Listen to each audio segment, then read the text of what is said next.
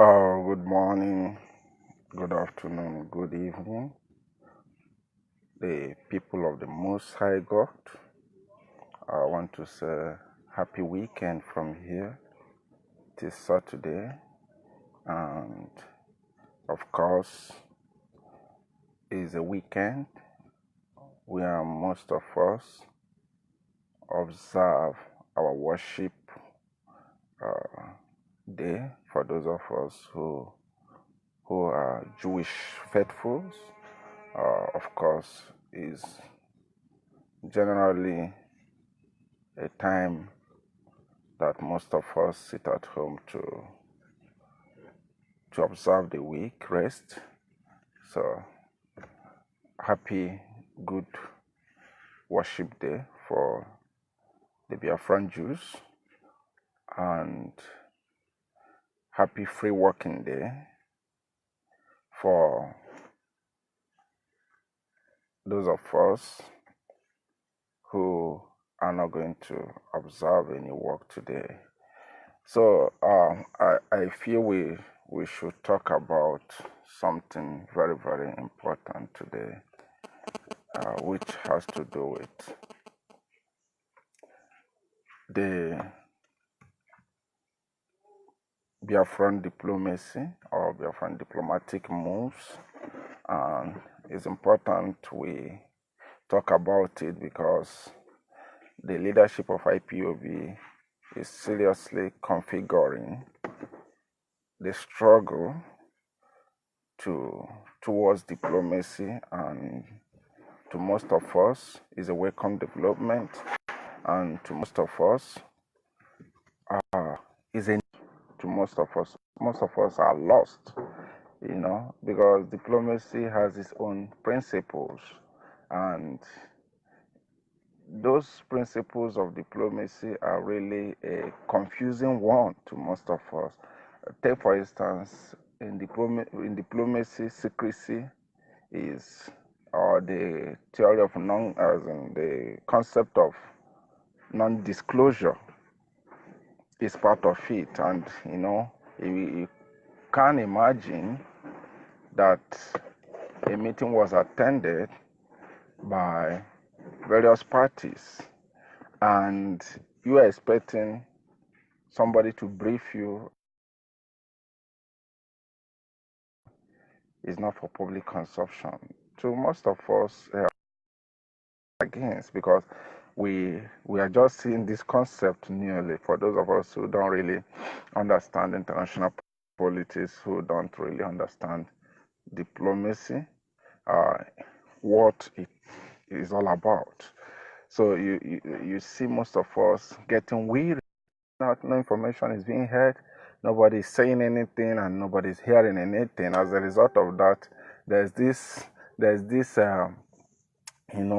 silent voices going in our hearts, everyone asking what is happening, why are we not hearing anything, why is it that nobody is speaking. And I want to tell us that it's what you see in diplomacy, because diplomacy is a matured game played by a matured nation, and of course by matured minds. When you are not matured, you get lost in the ocean of diplomacy, because it's really complex. You're seeing, trying to marry together complex interests, complex agitations, complex demands. And if you're not organized, if you're a loose-tongued fellow or entity, you end up losing a lot of friends, and making a lot of fools for yourself. That is how it is. So I want to use this opportunity to talk to us, with the ongoing diplomatic engagement, ongoing diplomatic maneuvering that the leadership of Ipob is presently undergoing. And you must understand, in as much as nations are engaging, in as much as Ipob is engaging many nations, Ipob must understand the place of secrecy, because that is part of diplomacy. And in as much as secrecy is involved, sometimes You and I might not be privy to a lot of information. You and I might not hear a lot of things. That does not mean nothing is happening. That does not mean someone has abandoned the struggle. That does not mean someone is hoarding information from you. No, far from it.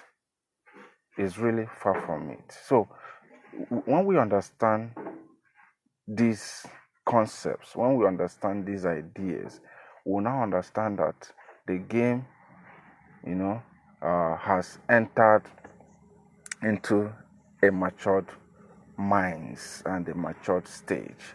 Now, let's look at how far IPOB has gone in terms of engagement, because whether we like it or not, diplomacy is all about engagement. It's all about, reaching out. It's all about, adopting negotiation, adopting dialogue, muzzling out your influence, to make sure your interest is achieved. And let's look at how far. That is my personal dissection, is my personal overview.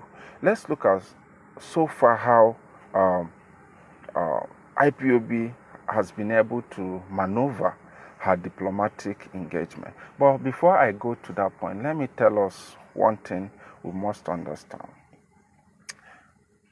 If you fight a battle on a ground your enemy defined for you, you're bound to lose, because your enemy defining a ground for you means that your enemy has a bountiful experience, a bountiful expertise, a bountiful resources on the ground he wants you to bring the fight to.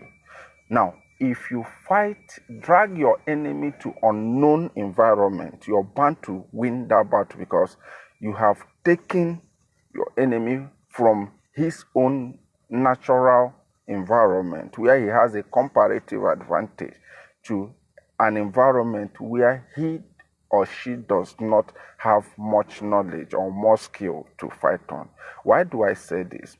Take for instance, the easiest way to frustrate a fish is to get the fish out of the water, drop it maybe on the sand beach. You just see the fish dying a natural death because the environment you have relocated the fish to is unknown environment. Do you understand me? And that applies to the way IPOB is handling Nigerian state. The concept, the mindset Nigerian state has is that the whole agitation should be clouded with war. When they spent millions of naira, trying to give a definition of Biafra to mean war. They told the war that we are belligerent, that we are troublemakers. All we know is to fight. All we know is to cause problems, is to, ferment problems here and there. This is what they sold. This is what Britain sold for years. This is what Nigeria spent her money doing. They intended to redefine the concept or the ideology behind Biafra struggle to mean belligerency, to mean bellicosity, to mean trouble projection. That is what they actually spent years doing. So if IPOB uncalculatively decide to go belligerent, I know why I say uncalculatively, not that going bellicose is not acceptable most cases. I mean, not that going into battle is not acceptable, but when it's done uncalculatively, you have justified the position of what Nigeria and Britain has been timing us earlier before now. You could see their haste move in attempt to tag us terrorists. You could remember how they hastily went to tag us terrorists and how international community rebuffed that move, and that move turned out to be a mockery. So that is a picture of what they have been trying to present to the world, what they have been trying to tell the world, how they have, done so many things to market us. You understand me? They try to paint us to be troublesome. They try to define that so that whenever you Google about Biafra, all you see is violent secessionists. All you see is rebels. That is what they spend time to lobby so that it will reflect in Wikipedia, it will reflect in Google, it will reflect in ask.com, it will reflect in virtually all the search engines and online dictionaries. So they try to do this. And while trying to do this, they were praying that IPOB should play into the gallery by going violent. But unfortunately to them, the knowledge they have, I think we have a more sophisticated one than what they possess as knowledge. So we got them disappointed. And while they spend time stockpiling arms, buying heavy arms in order to, you could remember the language of the chief of army staff, Buratai, saying, in order to crush Biafran people. Say crush. So they were stockpiling arms. They were, spending hugely, liquidating their foreign reserve on arm storage, expecting us to go violent, unprepared, expecting us to go into war unprepared. But surprisingly and in a shocking presentations, we never went when they want us to go. We never go when they want us to go. We never admitted when they want us to admit. And that is the end and the beginning of their problem. So what am I trying to say? Let's look at some efforts IPOB has, the leadership of IPOB has made. Let's look at wonderful things we have achieved. But I want to say this, you must understand that a lot of things have been disadvantageously happening on the side of Nigeria as a result of the actions of IPOB. A lot of things have been disadvantageously happening in Nigeria as a result of the demand for freedom. Take, for instance, what we call FDI. FDI simply means foreign direct investment. Every nation calls for FDI. Before I go to deep nitty-gritty of the diplomatic expansion we have made, but let me tell you how Nigeria is devastated as a result of our actions, our demand for freedom.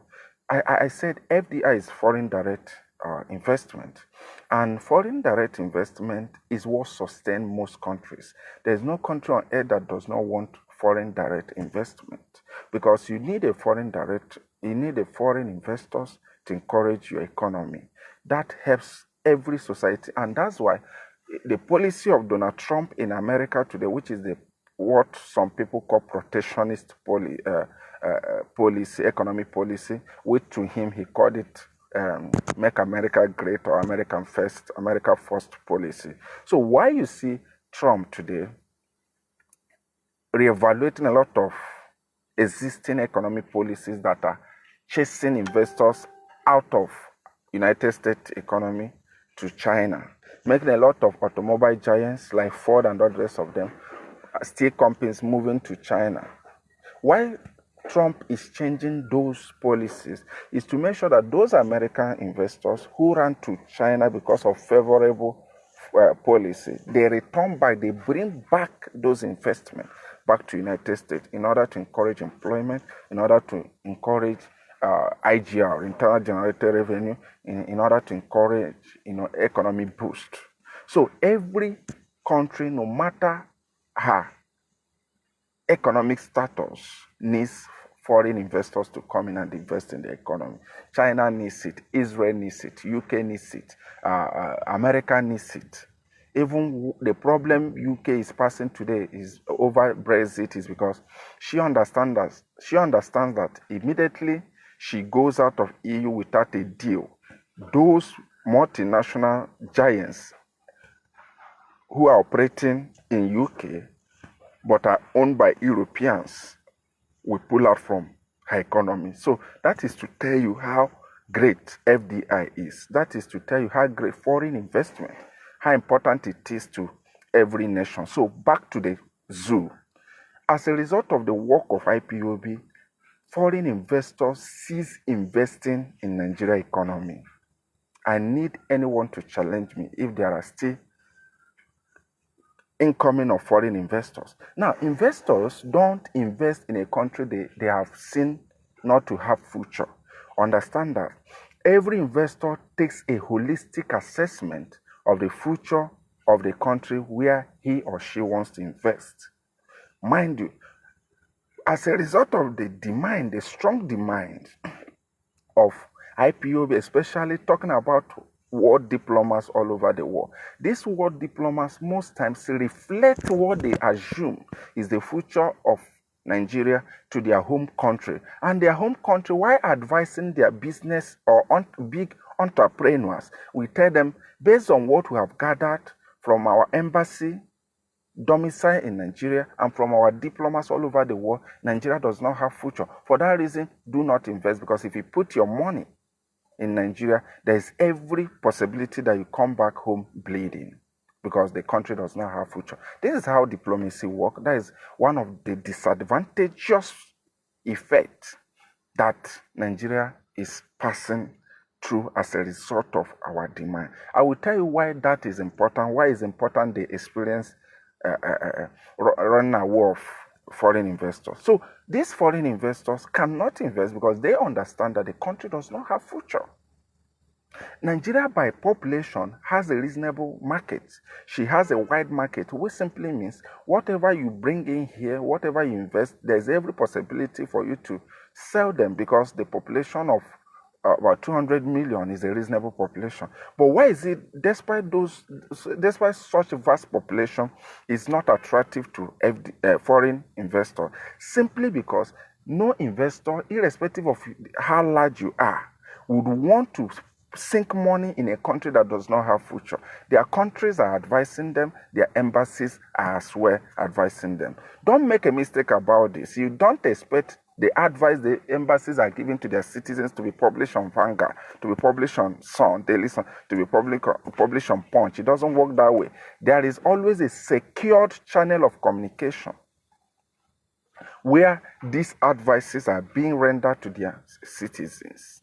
And that's why you see the Nigeria stock is falling in a terrible way. Falling because those who are already here are even voting out. So this is the advantage of our actions to Nigeria. And let me tell you, you might say, how does it concern us? It concerns us a lot because you need to weaken, you need to disable your opponent, especially economically, before you could take the other part of the action. If Nigeria remains economic viable and economy buoyant, she can sustain anything that comes her way, including war. But if she remains economically disabled, destabilized, if there is a little spark of war, she can't survive it. That's how it works. So that is how it concerns us. Today you could see the foreign reserve is liquidated. It's going down in a terrible way. Nigeria foreign debt is on an alarming stage. Nigeria domestic debt is on an alarming stage, which simply means the country is just like an aircraft that have lost signal, just descending in a terrible mood for land crashing. I guess you understand what I'm saying.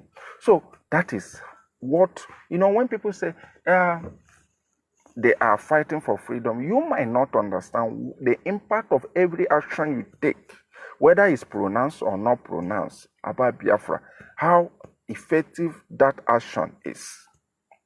When you type a single thing on Twitter for Biafra, whether anybody likes it, whether anybody shares it, whether anybody commented on it, that action is effective. That is how has how great some of the microcosm actions we took, how great they could be.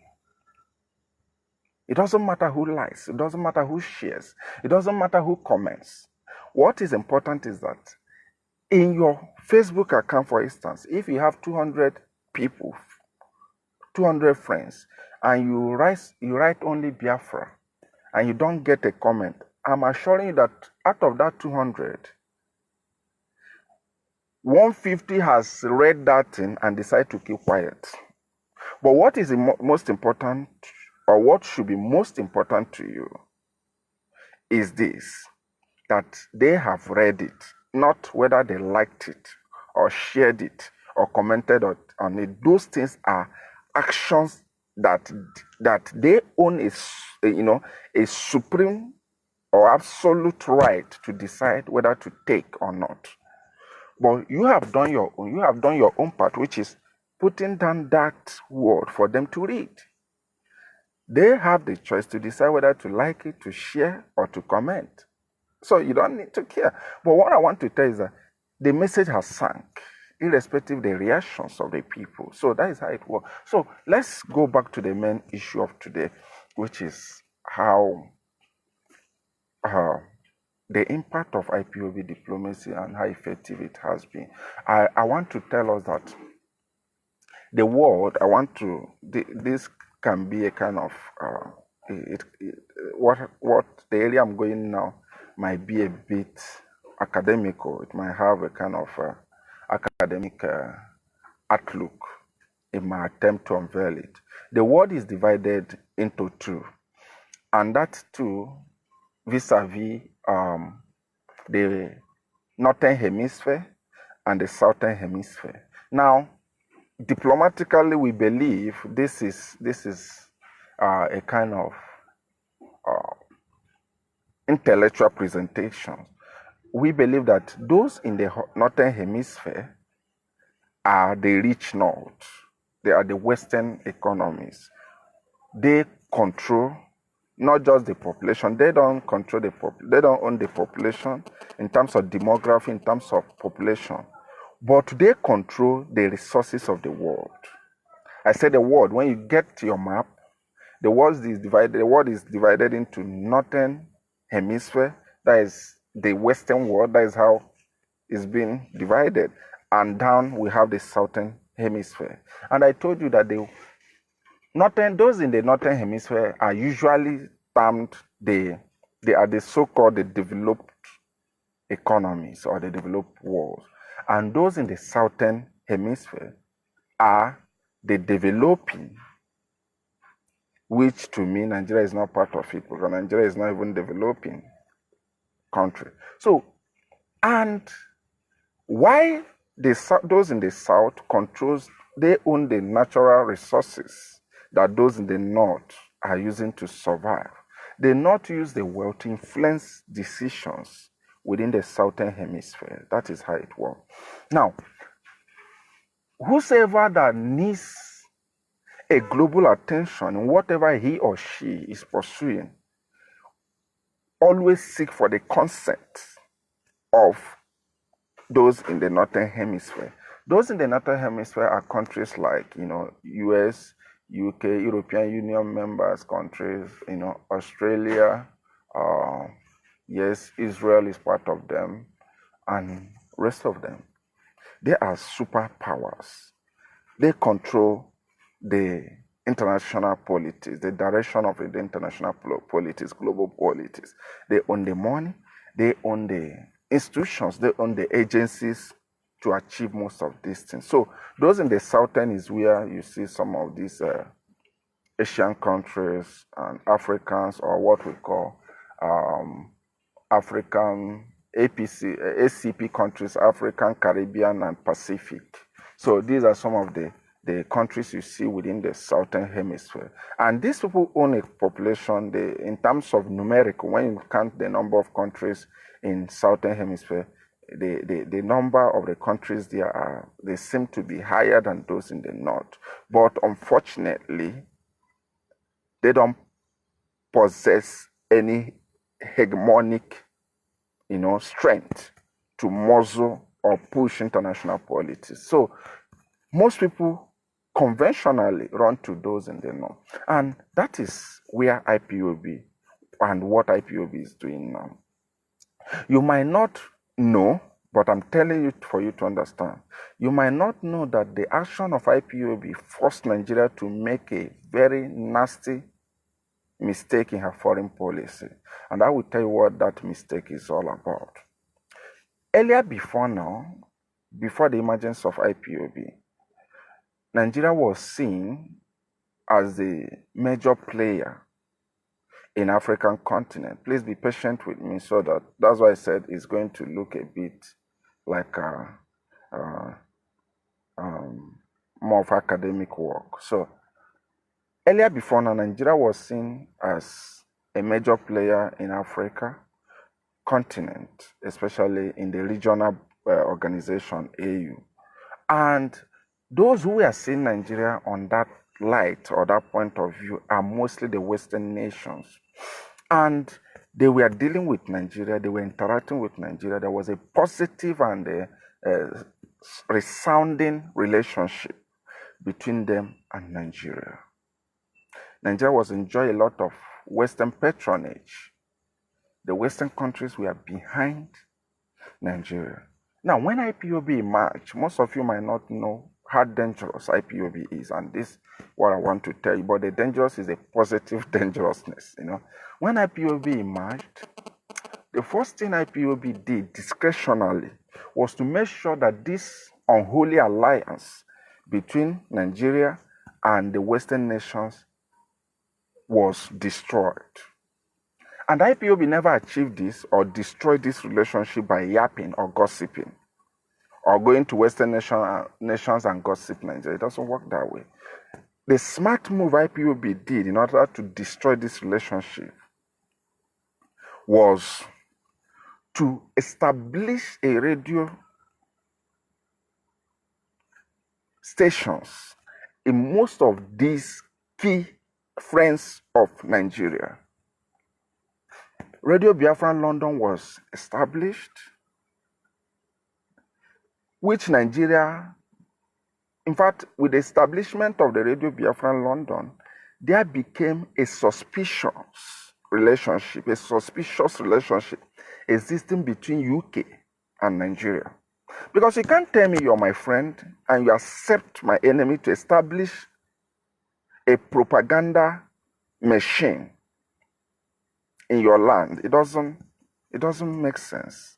So when IPOB succeeded in establishing Radio Biafra London, IPOB succeeded in putting a scissors in the relationship between Nigeria and the UK. Now, that as if it wasn't enough, IPOB ran to Spain and established an office. IPOB ran to America and established a radio station. IPOB ran to South Africa and opened a radio station. IPOB ran to Germany and opened offices. So to Nigeria, there was a suspicious, remember, in those countries IPOB was opening these centers and assets. Those countries are all liberal thinkers. They see it as not a threat. They don't read much meaning.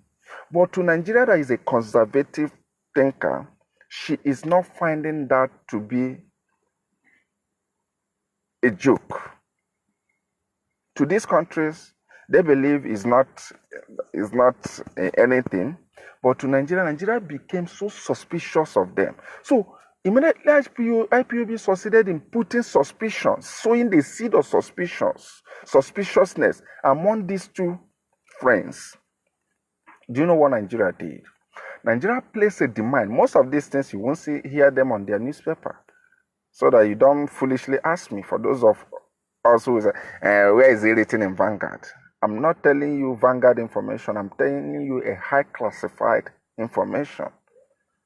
So if you need a Vanguard information, that means you're still a baby. But we are talking about matured issues here, which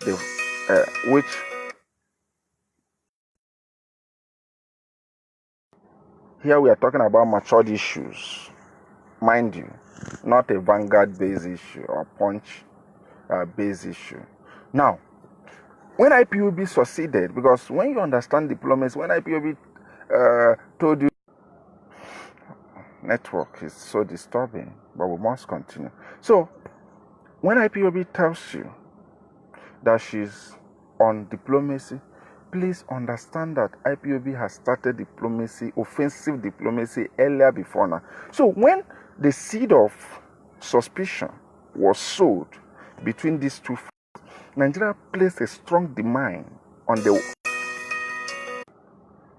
Oh, sorry, network, but we must continue. So, when IPOB succeeded in sowing the seed of suspicion among these two friends, the first thing Nigeria did was to place a strong demand. He told these Western countries, if you want our relationships to continue, you must stop these radio stations hosted in your countries, on your individual countries. You must close down the offices. And this was, imagine, this was a very strong demand placed on these host nations.